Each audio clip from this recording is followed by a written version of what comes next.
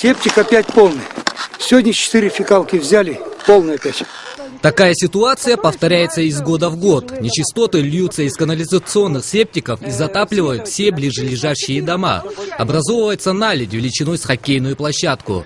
Плюс ко всему протекают еще и трубы теплотрассы. В результате в зловонном плену оказывается более 150 жителей поселка ОМТС. Известны случаи, когда под лед проваливались люди. После ноября по 2 декабря не производилась откачка.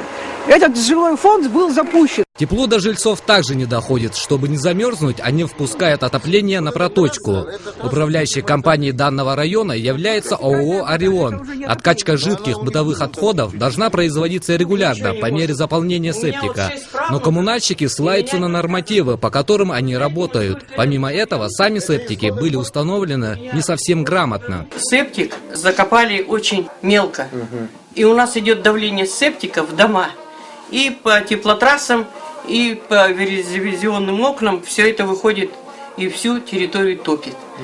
Ну и вот, и люди уже детей из дома эвакуировали. На управляющую компанию составлялись предписания, протоколы, накладывались штрафы, но все это на них не влияет. Видимо, название компании «Орион» придает им силу древних божеств и уверенность в безнаказанности. Весной или летом природа сама справится с нечистотами. Ну, мы их работаем. Я вам сейчас скажу одно. У меня день начинается с Ориона и Меркурия, и ложусь я спать тоже с Орионом и Меркурием.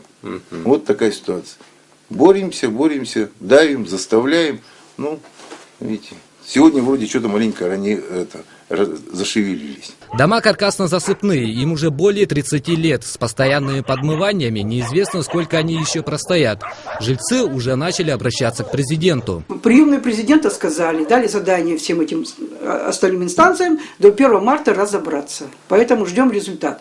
Неужели для того, чтобы откачать накопившиеся сточные воды, нужно обращаться к президенту?